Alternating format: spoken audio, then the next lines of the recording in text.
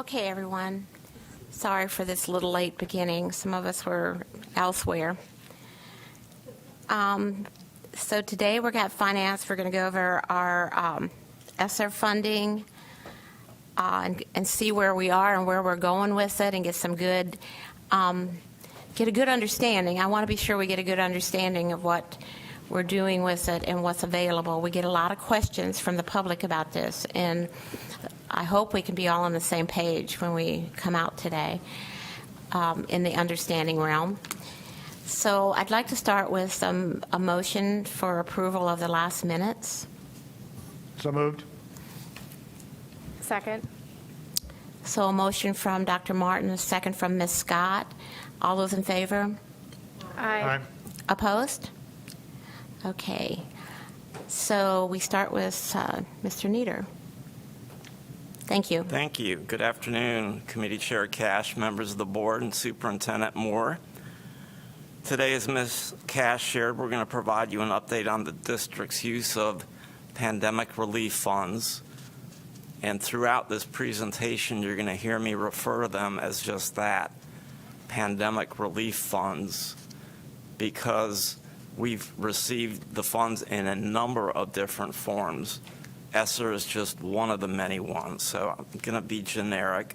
We began providing you updates on this back as early as May of 2020. We continue to give the board regular updates throughout the pandemic, with the most recent update being a few months ago in November.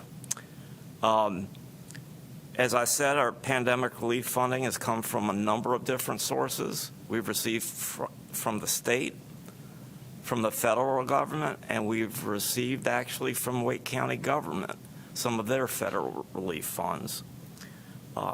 Unlike in past updates where we've focused on the source of the funding, today we're not going to focus so much on the source, which pot of money it came from, but rather walk you through the pandemic to date and share an overview of the investments that have been made so far with this funding.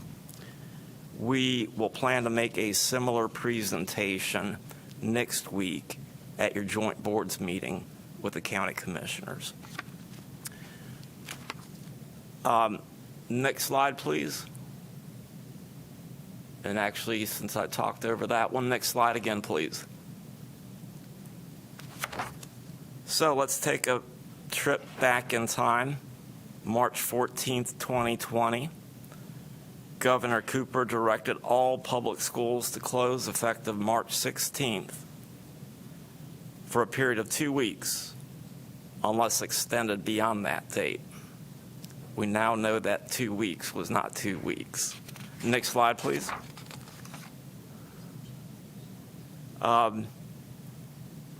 It was actually not until late October of 2020 that our students actually returned to brick and mortar, and that too was somewhat short-lived.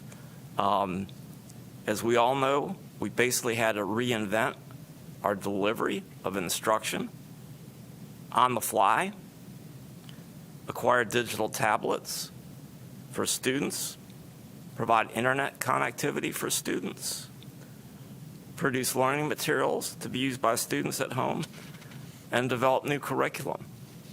Next slide. To date, over 130,000 student devices have been deployed.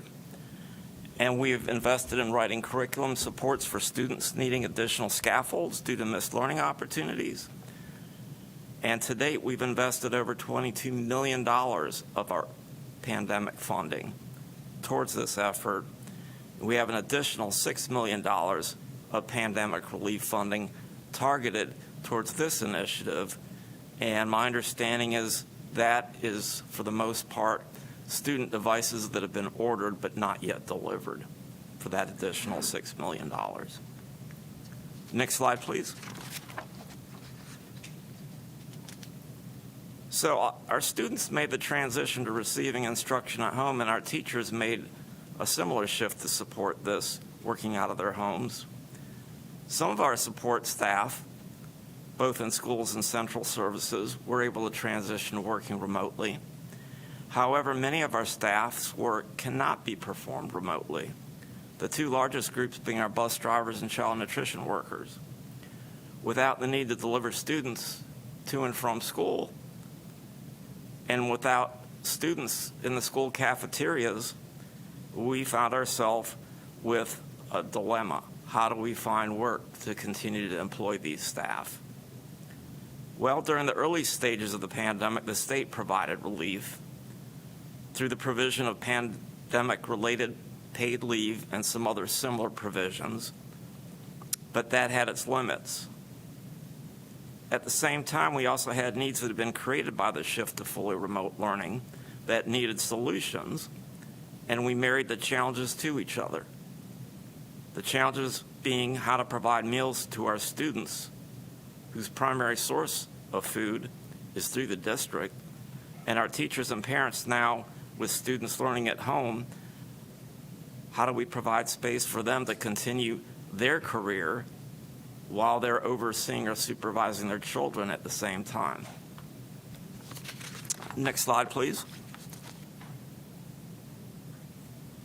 As we all know, looking back, the marriage of the food challenge turned into our community food distribution program, with meals produced by our child nutrition staff in our schools, distributed at the schools curbside, and also distributed throughout the community, primarily by our bus drivers, going across the entire county, including to homeless shelters and serving McKinney-Vento students. And this was also supplemented to some degree by the YMCA picking some of that distribution work up when our bus drivers were finally able to get back to bring students. Next slide, please. Through this food distribution program, over 5 million meals were provided throughout the community, and we were able to cover some of the support costs of our staff during this period of time when there were no revenues coming in the cafeterias. Rather, the revenues were coming in via both federal funds invested, and as you can see here, federal and other, we invested over $15 million of pandemic relief funds into this endeavor. Next slide, please. We also know, looking in the rearview mirror, that the marriage of keeping our staff working while providing space for teachers and our parents to continue their work became the Families and Schools Together program, FAST. Our bus drivers, CNS staff not involved with food distribution, set up classrooms in our schools where students could come in during the school day, receive their instruction virtually, and have adult supervision. Community partners provided similar opportunities, again, allowing our parents to go about or maintain their employment and our teachers to focus on teaching virtually rather than supervising their students in their houses. Next slide, please.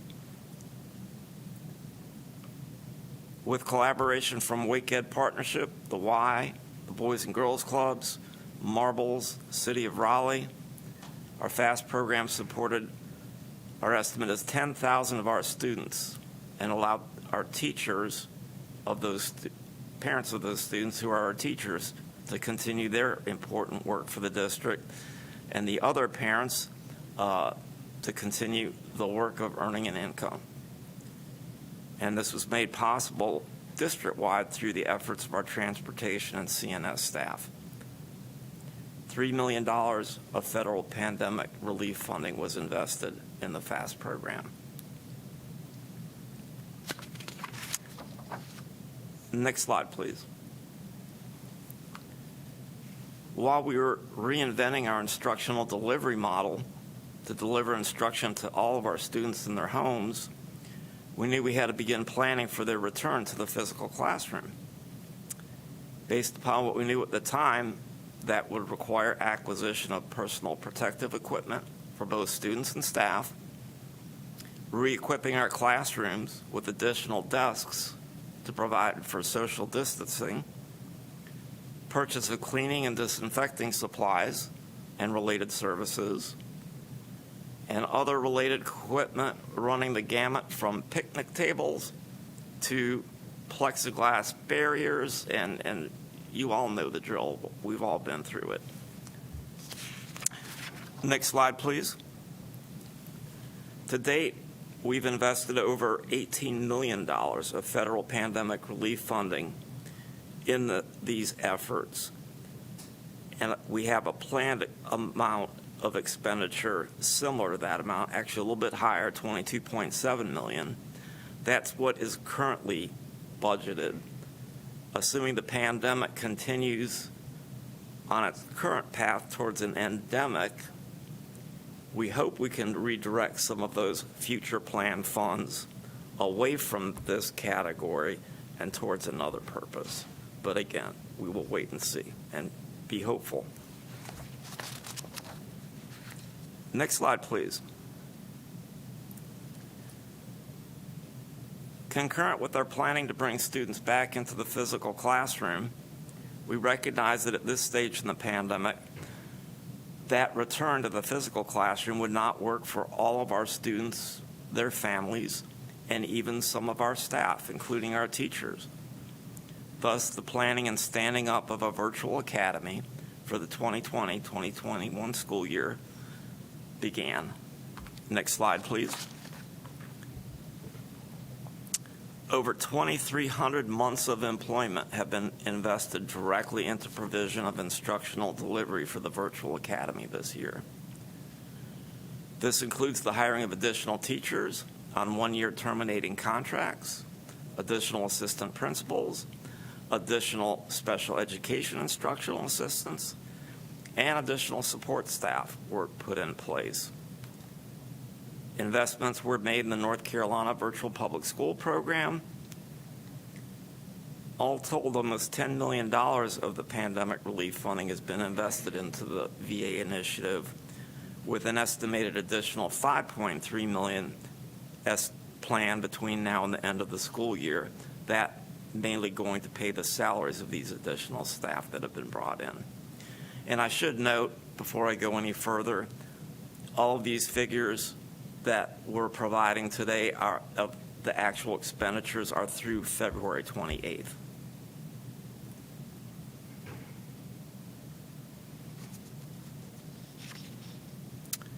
Next slide, please.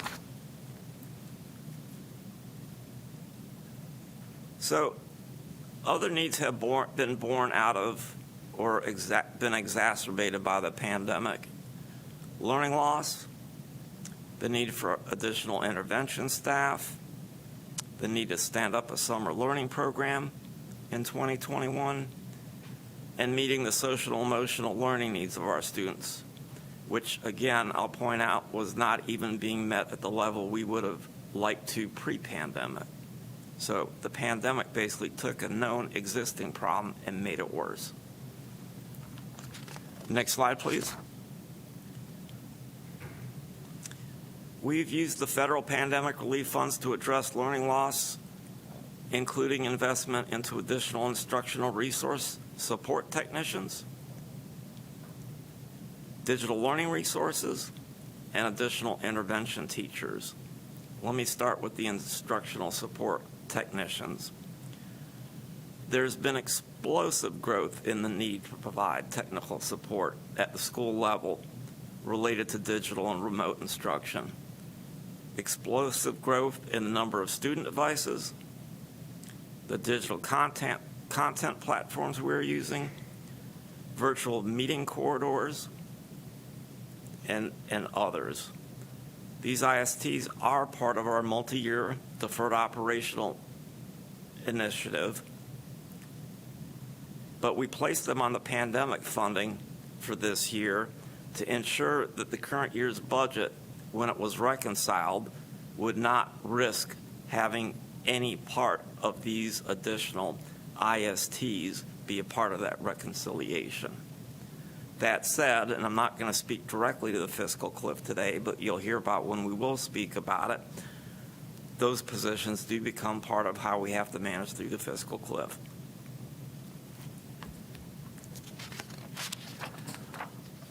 A significant number of digital learning resources have been invested in support of learning loss using the pandemic relief funding.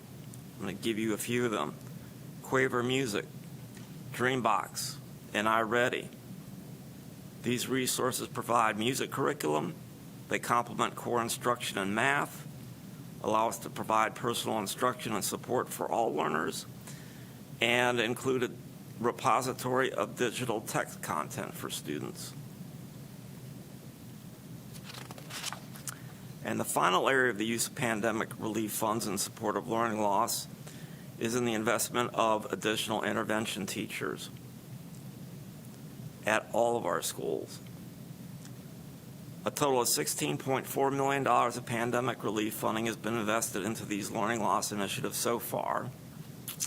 And now I must apologize and share with you that there is an error on this slide on the planned expenditure figure. We discovered that about an hour and a half ago. We will get the slides corrected. But that figure should be $68.3 million, not the $121.7 million that is currently displayed on the slide. We discovered that we included some other items in that should not have been included. But as far as the additional $68.3 million of planned expenditures, the bulk of that, vast majority, is for the additional intervention teachers through the remainder of the 24 use of this funding. Next slide, please. Summer learning. Over $36 million of the pandemic relief funding was invested in our 2021 summer learning program, which impacted over 15,000 students. And there are planned investments of an additional $6.5 million into additional summer learning initiatives coming up. And I'm sure you'll hear from academics at a future time just what those initiatives are. Next slide, please. The next area of use of federal pandemic relief funds has been invested in support of our social emotional learning of our students through the hiring of additional nurses, social workers, counselors, psychologists, and instructional specialists. Through the acquisition of social emotional learning resources and through entering into contracts for provision of services. A total of just over $10 million of this pandemic relief funding has been invested to date, with planned expenditures of $28 million, the majority of which is targeted at these additional staff. Again, I do want to point out that the additional SEL positions are part of our multi-year deferred needs initiative, but we placed them again, just as we did with the ISTs, on this pandemic relief funding to ensure that this year's budget would not be balanced on this critical need in any way or any part. And my comment about the fiscal cliff that I made about the instructional support technicians applies to this group as well.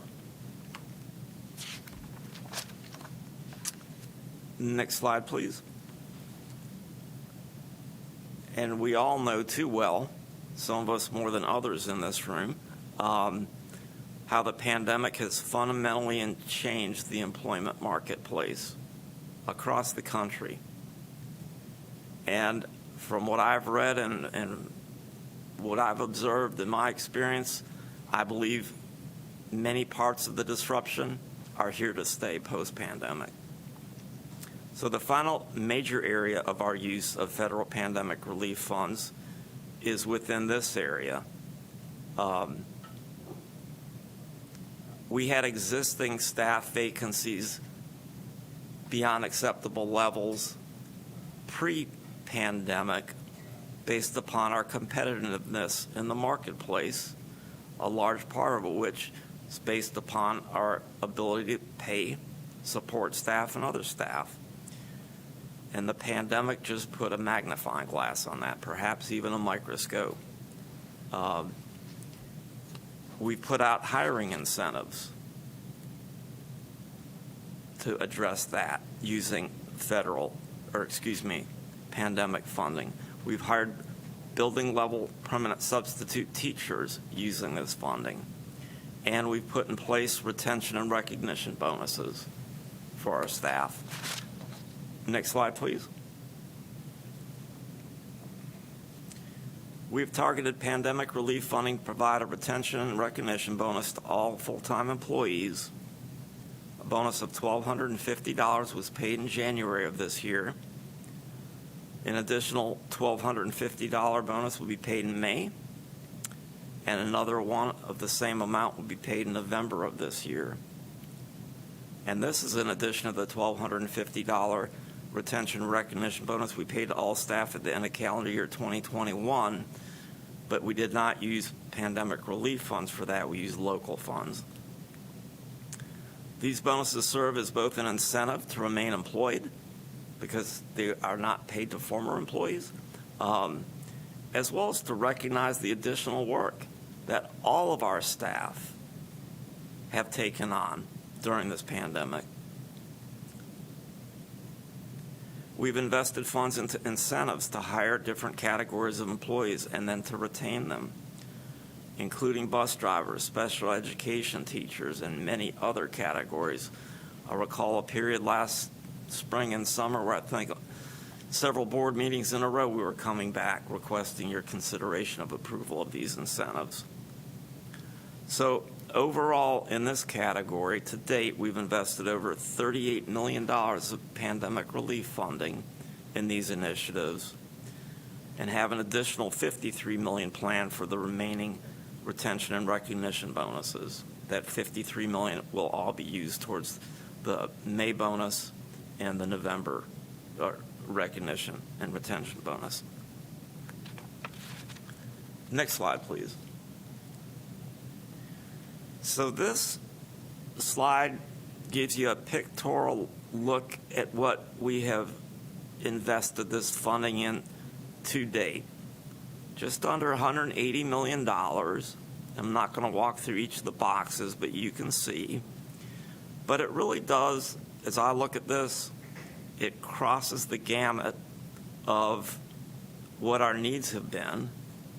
And it crosses the boundaries of every aspect of our operation, both our support, our core business of instruction, and everything related to it.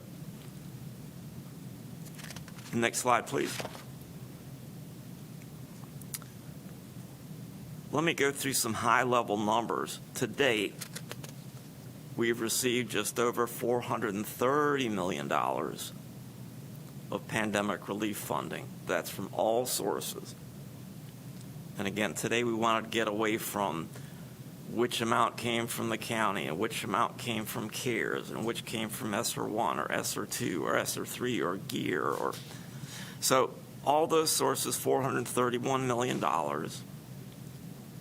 As you saw on the prior slide, expenditures through February of $179 million. We've got encumbrances of $16 million, which will be paid out once the items are purchased and received between now and the end of June, and another $17.5 million of payroll projections, staff that are being paid out of these funds, because again, I'm not even sure, and I'll look at Mark, if the February payroll will be reflected in these numbers or just January, probably. So we've got the March through June payrolls that still have to come. So after taking out those estimated expenditures that we will have between March 1 and June 30th, there's a remaining $216 million of this pandemic relief funding remaining. Basically, we will have 4 complete calendar years, or excuse me, I should say school years, to utilize this funding, with a couple months at the front end and a couple months at the back end, but basically 4 years. At the end of this year, we'll be halfway through that 4-year period. And so if you look at our estimate of where we'll be halfway through the period, will be at a run rate of using just at 50% of our overfunding available to us. Next slide, please. So we do plan to continue bringing back to you updates on a regular basis, every 3 months or so. And we are going to target at your next update to share with you plans of our utilization of funds for the remaining 2 years, as well as begin discussion of the fiscal cliff. And that fiscal cliff discussion will also be to some degree woven into our conversations with you and your discussions as we bring the superintendent's proposed budget to you at your first April meeting. So if you could go to the next slide, please. It's the last slide I want to talk to you about before we go to any questions. This is a listing of updates we've provided to the board. And in the digital content, those links should be hot links, which will take you to the presentation of when we provided updates to you on the utilization of these funding. There are a few of them that say begin on page X, 10 or 14. Those presentations also included some other work beyond just talking about this pandemic relief funding. That's why you referred to a specific start page. The other presentations that don't refer to a page number, the entire presentation was focused just on this pandemic relief funding. And with that, we'll be glad to open it up to any questions the board may have. Can I just make a couple comments to start, before we get started? Is that all right? So you'll note, as Mr. Nieder said at the beginning, that the format of this presentation is a little different. We felt like it was important to take the PRCs and some other things out and just be a little bit more plain spoken about the initiatives, the dollars committed, already spent, and moving forward. Along with this, we are working on revising the public portion of our website that talks about our ESSER funding so that it is in that same more transparent, digestible language for families and parents in our community to understand also. That'll be very helpful. Thank you. Ms. Scott? Thank you, and thank you for that comment, Superintendent Moore, because that was going to be my question, was how I appreciate all of the links within the presentation. I still think it's a little challenging, though, for someone to digest and to be able to see where all of these funds are going, how they've been spent so far. I appreciate it greatly, but I'm just saying for folks who don't understand, we are very aware and so thankful for our finance department. We know that regularly there are awards offered for transparency and for excellent budget and spending and tracking all of that. But it is a little tricky, and the links to the different presentations showing how transparent we certainly have been over these last 2 years is appreciated, but it might be helpful to have at least this funding, knowing that this has come from a separate sources, presented in a way that's similar to sort of like the CAFR, where you have that sort of line item, easy to see.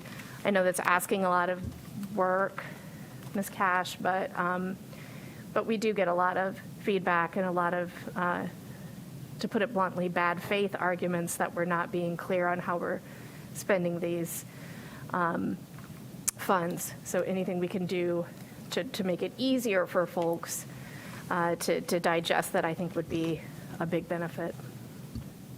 And that's what you'll be working on, such.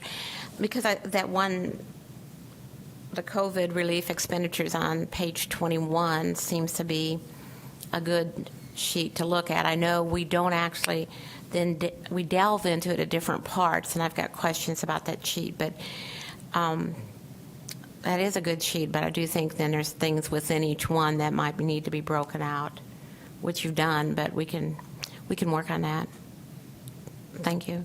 And Ms. Scott, if I could just comment towards what you're requesting and what Superintendent Moore discussed about improving our internet presence to provide information is directed specifically at that.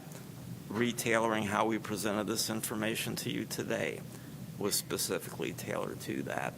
And likely future presentations and updates will be in a format more similar to today. Because again, they are more readily digestible. And I appreciate that. It is sometimes, I think, from our position, a hard place to say, we see what you're doing. You know, as board members, we see what you're doing, and we greatly appreciate it. But then also hearing repeated requests from constituents who aren't able to make those connections as easily. So I greatly appreciate the efforts. I don't want my comments to be empty of that appreciation. So thank you very much for clarifying that.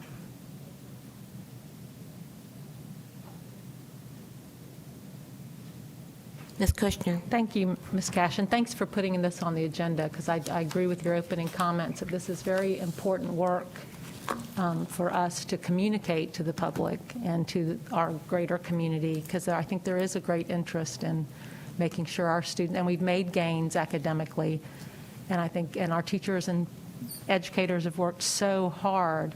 I think we need to reflect the support that has been given and that we have encumbered, because I think that's the key need to communicate, Superintendent Moore, as we go forward, is that we've encumbered a lot of these funds because we as a board have tried to push for our staff to be get higher compensation. And if we've been able to use some of this funding to do that, we need to be sure that we've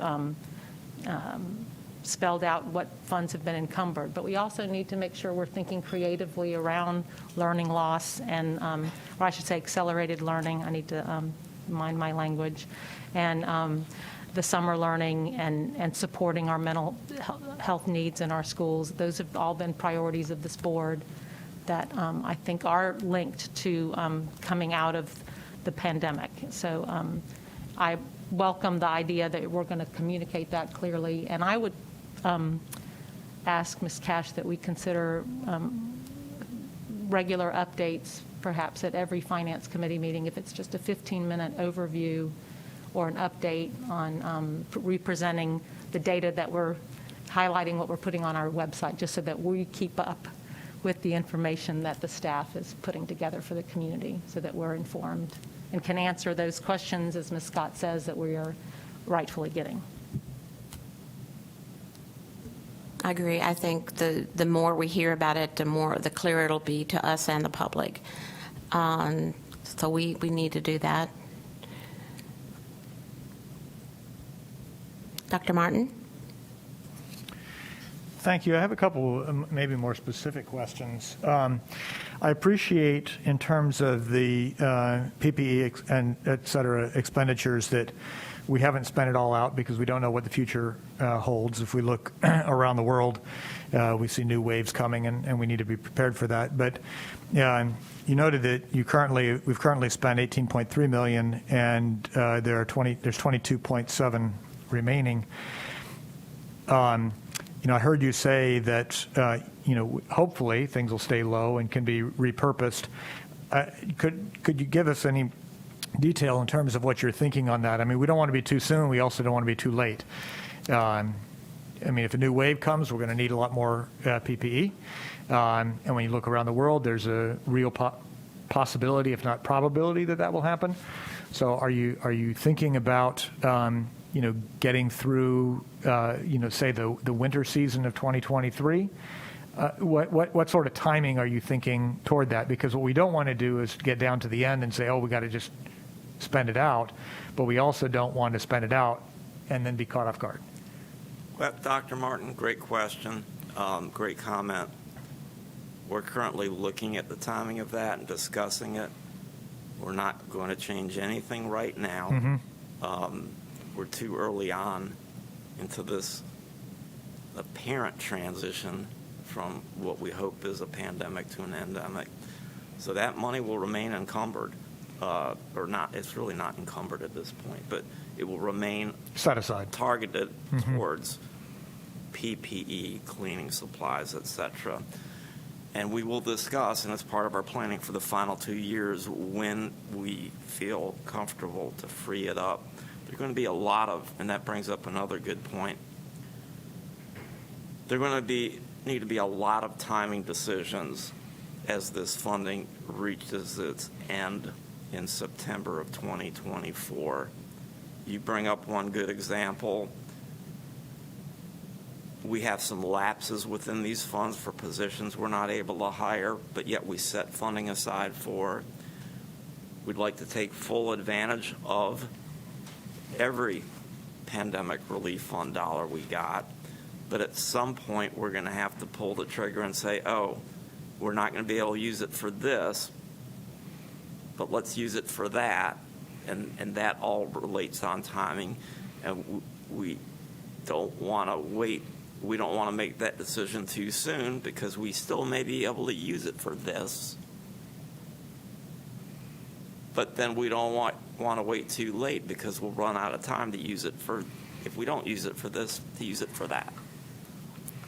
I don't know if that made sense. No, and I appreciate the complexity, and there's no easy solutions to this. I think the uncertainty about the timeline and uncertainty about decision points, I think, is part of what adds some of the confusion in the community.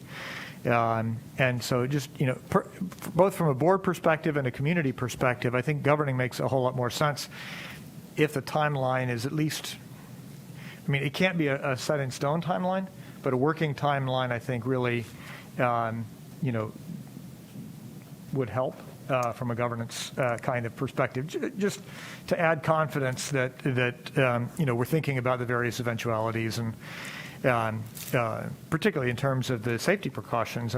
We can't just, pandemics or endemics don't just take a date that politicians set, right? So we do have to be responsive to what's actually happening. Somewhat related to that. And I don't like the title learning loss, because really what we're doing is making up challenges to schooling. There's a lot of learning that happened that wasn't covered by standardized tests, but learning loss is your heading. The $68.3 million planned, and that number makes a whole lot more sense than the 127 that you had noted.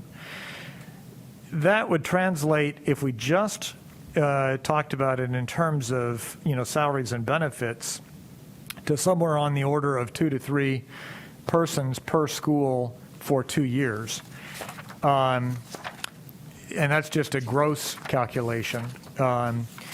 There clearly would be costs for any programming, not just salaries. But I was wondering if we could get any more idea in terms of sort of the planned distribution of those funds, because obviously my rough calculation for our 192 schools says 2 to 3 staff members. 2 to 3 staff members isn't necessarily going to solve the problem, nor are all of our schools the same size. So two staff members in a in a 1,000-member elementary school doesn't have the same impact as 2 staff members in a 600. So what sense do we have in terms of sort of the planned usage of that? I look at what has been spent versus what is planned to be spent. There's a pretty big differential. But, I think the differential is looking forward, that the costs for this item, right, whereas PPE, hopefully most of that is past, some of the additional learning and instruction, that is the future. So I think that maybe that balance makes some sense, but I'd just be interested in a little bit more of a concept than here's the dollars. How do we envision sort of the distribution of that? Dr. Martin, let me respond to that in several fronts. First, the reason that you see a smaller amount having been expended now, the bulk of this is staff. Sure. This category. There are some resources. The bulk is staff, is the time it takes to hire people up. Well, and it makes sense, right? The need for the recovery sort of work is future, not past. So I understand Right. that differential. I'm just curious. And I want to point out or remind everyone that this is really part of the multi-year deferred needs funding that was intended for the current year. So there still are subsequent years where we're going to request additional funding, local funding, to continue to reach towards those national standards of formulas for social workers to students, counselors to students, et cetera.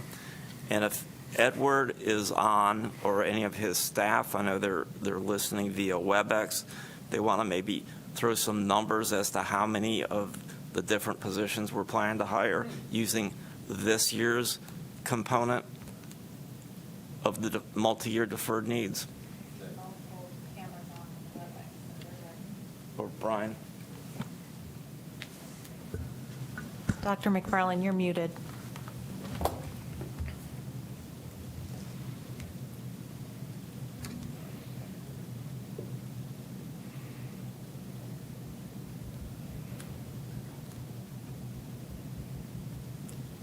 No, sir, we cannot. There we go. Can you hear me now? Yes, sir. Okay, great.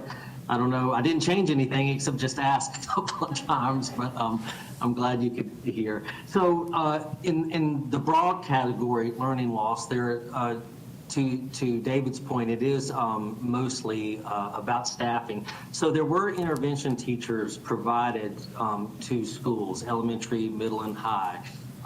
And that's at a cost of about $25,000 per year. And, or sorry, $25 million per year. And then there are instructional support technicians, which David referenced earlier, to support with all of the digital and technical resources. There are also some digital tools cost in there. And then, you know, up until this year, there has been some spending in that category for the virtual academy. And so moving forward, the bulk of this will focus on the intervention teachers to support and, to Ms. Kushner's point, accelerate learning.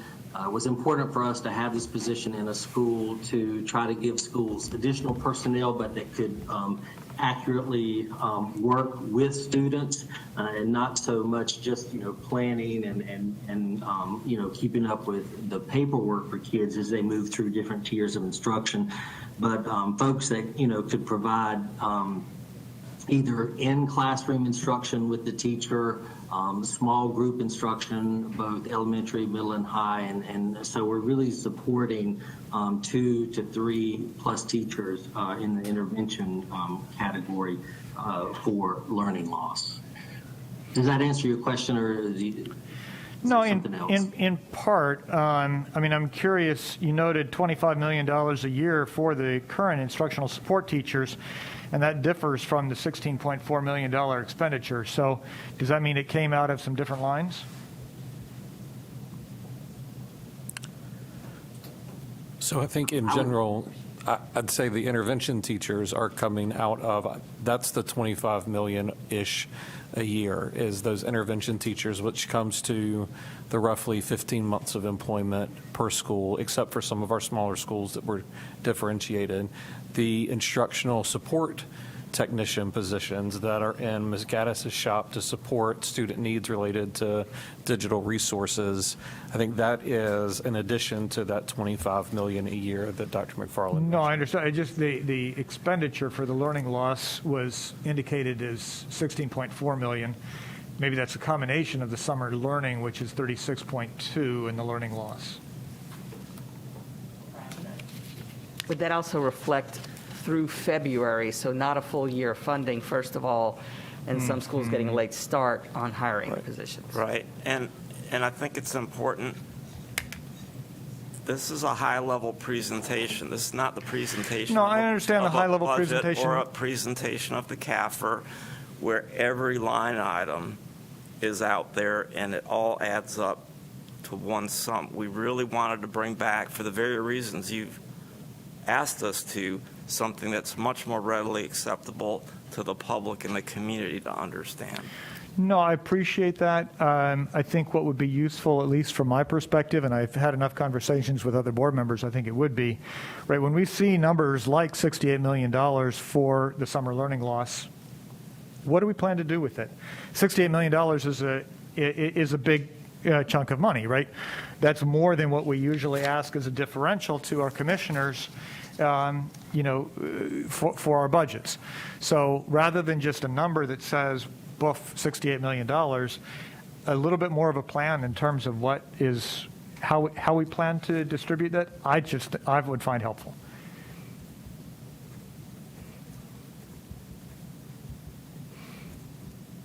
Right, because, and again, for communicating to the public, I mean, it's, I think it would not be right of us as a board not to even ask some question, right? We're kind of approaching year 2 of the pandemic relief funds. We've spent 49.7% of that. Do we have 50.3% left over? We're, Lord willing, and the creek don't rise. We're over hump day for the pandemic, and so to have 50.3% left over raises questions. And I just think we need to be a little bit clearer on why is it left over and what are our plans going forward. I understand there's the funding cliff issues. I understand that we've been using it strategically, but I think we've got some more work to do to communicate where we're at, so it makes sense.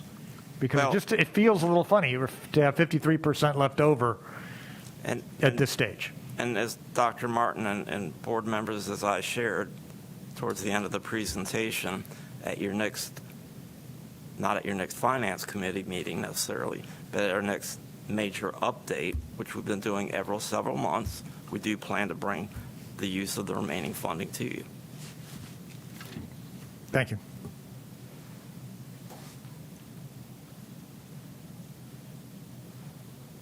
Do we have other board members before I ask something? Mr. Haggerty? Oh, you're done. Oh, you're good. I see so little of that good stuff. I just... So I have a couple questions. I think the fact that the boxes on that page 21, which is very good, have some questions from me. The summer learning program is separate from learning loss, right? That's 2 different buckets. So the $36 million that we put into the summer learning program, I still wanted to evaluate the success of that program.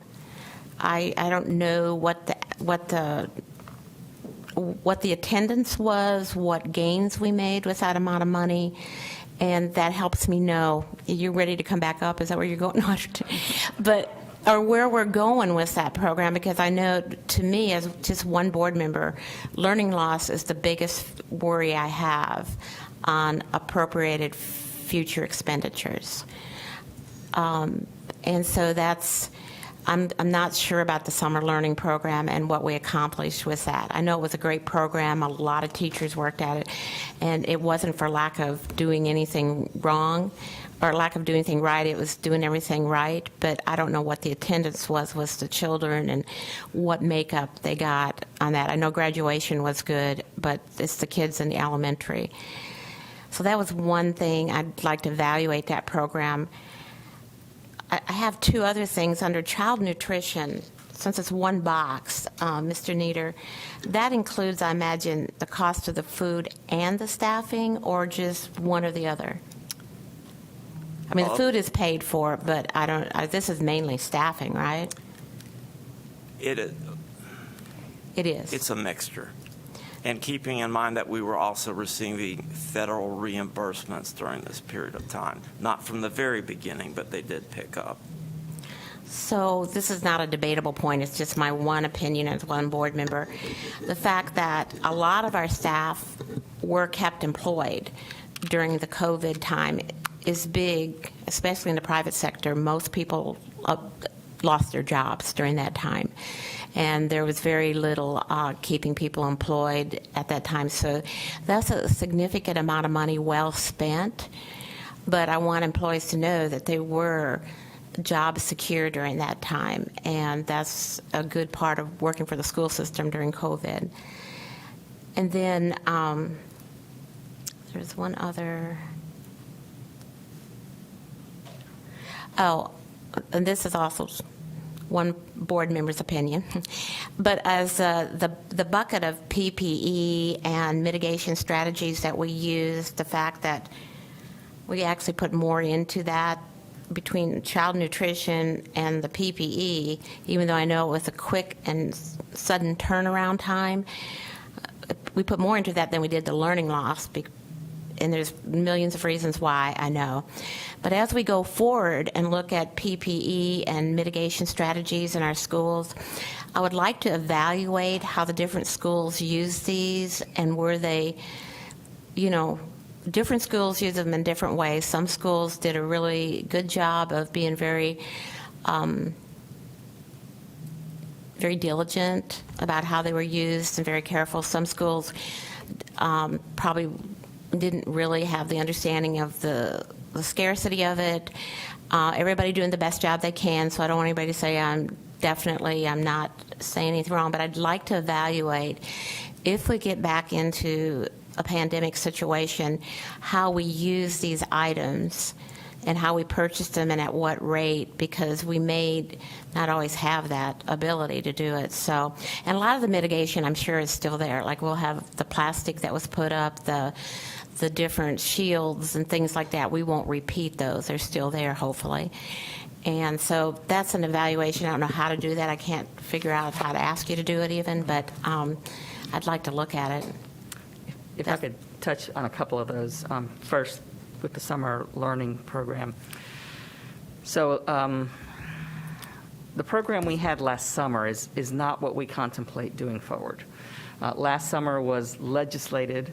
There was a law the legislators passed that required us to offer it K-12. Out of all of the students to whom we offered it, about half accepted.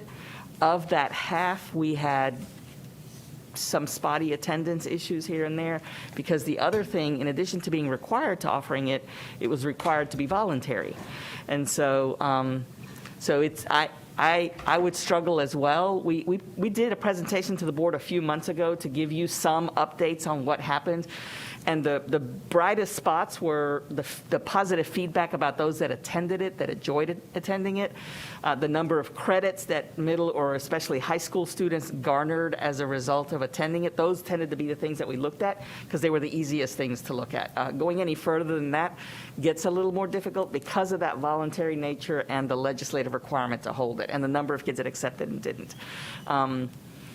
So that's just some additional points about that. And then with regards to the PPE and what schools did, I'll give a specific example to what you're talking about so that we all understand, I think, what you're talking about. Early on in the pandemic, we were going through gloves like nobody's business because everybody thought you had to change your glove every single time that you took a different kid's temperature when we were doing screenings, for example, right? And so that obviously, as we learned more through the pandemic, we realized that's not a thing. You don't really need to do that. Eventually some research was coming out that transmission through fomite surfaces was very rare, actually, which means you didn't really catch it from stuff that you touched. So all of those things are part of our learnings now as we move forward. So we've been able to provide updated guidance to folks about some of that, and certainly were we to return to a need for more prevalent use, those are some areas where we would need to have some explicit messaging. So, same with wipes and that sort of thing. So that's very good points. Thank you, Superintendent Moore, because I think that's true. I think we probably did learn a lot, and I didn't think about that through that process, and there'll be a less more careful way of doing it. So thank you. Those are very valuable.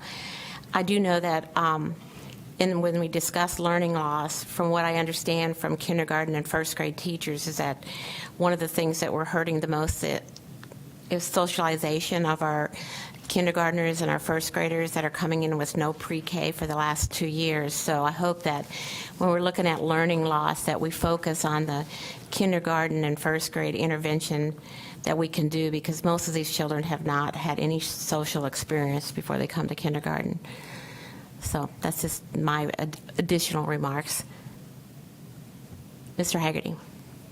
Thank you, Ms. Cash. And Mr. Nieder, thank you for the presentation. When we come back and we revisit some of these issues, I had some interest. I wanted to hear there's some funding ideas or things that we've done differently during the last year, the last 2 years, that might have been initiated in pandemic response, but might not be bad ideas as we address future issues or just current issues, like with our labor shortages, for example. Like, and I just didn't know, they're not necessarily COVID relief expenditures, but would we look at, for example, continuing to have like permanent subs in some buildings if we continue to have vacancies, or a few other kind of staffing issues related to that. Maybe if like lapsed salary can help supplement sub pay, or compensation for covering classes, or just some lessons learned, if they would be things we could look at going forward, maybe outside of the ESSER funds. Absolutely. It's an excellent suggestion. Okay, thank you.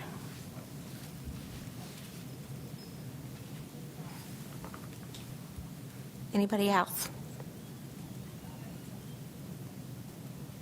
That was short. No, I guess we're right on time, actually. Okay, oh, even better. Okay, if there's no other questions or suggestions right now or comments, we'll wait for the next follow-up and try to do that as often as possible. So thank you. A meeting adjourned.